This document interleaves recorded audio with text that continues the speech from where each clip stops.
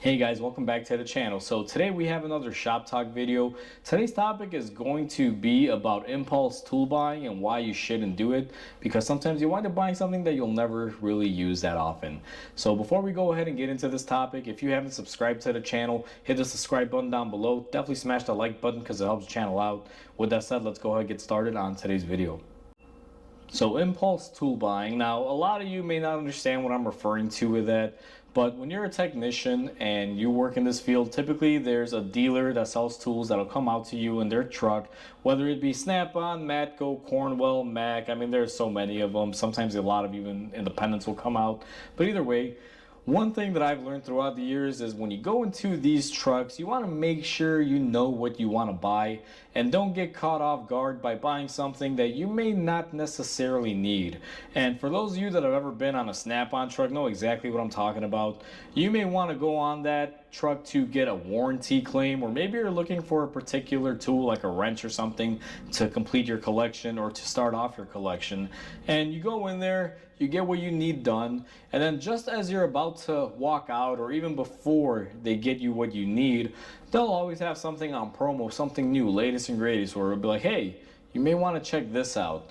And a lot of people fall for this, even myself. Now, throughout the years, I've bought some tools that, for the moment while I was on there, like it's a promo, it's new, it's the hottest thing, you should totally buy it.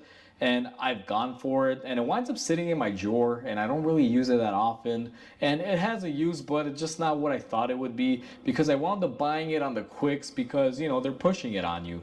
And it's a very common tactic that you can pretty much feel on almost any tool truck. They're always going to try to have some sort of push on, like, hey, this is the latest, greatest tool. Now, I'm guilty of actually buying an impulse tool lately. Snap-on just came out with these really nice, I believe they're called like LCF pliers.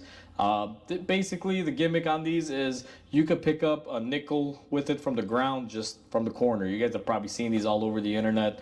I'm not really going to make a video on that specific thing, but I remember I walked into the truck because I had a screwdriver that was broken, needed to be repaired. And I'm on the truck, and the guy's like, hey, have you seen this? I'm like, what is it? I'm like, it just looks like specialty pliers, like needle nose pliers. He's like, yeah, but he's like, oh, look, I dropped a quarter on the floor. So he takes these pliers and just picks it up with the edge, and the quarter's flat. And I'm like, holy crap, that's pretty cool. Now, as soon as I saw that, in my mind, I'm like, that would be good, because sometimes when I do wiring to help, grab the wire through just a little bit of it, it may be useful. And I'm just trying to think of ways that these pliers are useful to me and why I need them in my life. And like always, guys, I'm going to admit to this, I fell for it. They had a small and a large, and I tell them, okay, how much are they? And I believe they were going for like $100. And I was like, you know what, I really haven't bought anything in a while, so a nice new set of pliers like that, I could see them being useful. I was like, so let me get one. He's like, you want the large or the medium? I'm like, what do you mean? He's like, there's two sizes. And then he shows me the miniature version. I'm like, oh man, I gotta have that. Like, that is cool because it's even smaller. I can fit into even tighter areas. So like, go ahead, give me the set. And there went like $200 or $250 out of my wallet. Now, it's been a couple weeks after that, and to be honest with you, they're just sitting in my drawers. I've yet to use them. Now, you're not always going to use a tool as soon as you buy it. Sometimes, maybe a one-off occasion where you use it and it's helpful. And I'm not saying these tools that I purchased will not be helpful, but I just basically spent $200 and something. They're going to be sitting in my drawer for a while until I find a use for them, or until that one car comes in where they are helpful.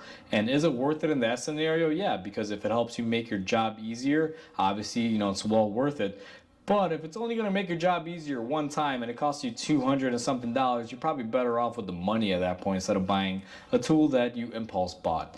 And that's what I'm referring to when it comes to this stuff. Sometimes you're going to buy things that you may not need. I see this happen to a lot of the younger generation techs where, Snap-on or these companies are always pushing newer things like, hey, you're not a real tech unless you have a scan tool, or until you buy this or this. And sometimes you'll walk in there, if you're a lube tech, you walk into a Snap-on truck and you walk out with a scanner, or you walk out with like a inner tie rod tool or something. I'm like, you're a lube tech. You don't need that. Why buy that now? Unless you need it to do a specific job, let's say in your private car or, side job or something. If you're a lube tech working at a dealership, only thing you should be walking out of the Snap-on truck buying is like hard tools like wrenches, ratchets, things like that. You shouldn't be in there buying a scanner to scan your oil change card because you're not diagnosing. It's utterly useless. I've seen people fall for this and then they wind up regretting it. And guess what? If you buy something off the Snap-on truck and you wind up returning it, you're gonna lose money if they even take it back. Now, I remember a long time ago when the electric impacts came out. I remember I bought one from my Snap-on dealer. This was a very long time ago. Now, I bought that tool and it just sat in my toolbox. I basically didn't even use it. It was brand new. And I was making payments on it. It was like $500 or $600, which was quite a bit at the time. And I was doing like weekly $30 payments on it. So what happened is the Snap-on dealer went out of business, and he's like, hey, if you guys have any balances due on my truck, you're gonna have to pay them off because I'm closing down. And I remember I went into his truck. I'm like, listen, I just bought these tools. I owe you about $1,000. I don't have $1,000. I have a lot of things going on in my life. I anticipated paying $30 a week, which I can do. But if you're going out of business, I'm like, there's nothing I can do.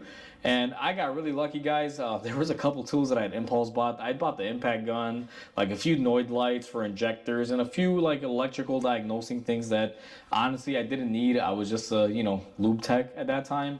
And he's like, tell you what, Mike, if you haven't used them, he's like, because I know you probably haven't used them because you're a lube tech. He's like, just return them on my truck. I'll give you full like Snap-on credit listing price on it, and I'll wash out your debt, which was fine by me because he actually screwed up and gave me more value for them than what I had paid for them. I don't know how that wound up happening, but that was the one time I actually got one on the Snap-on truck.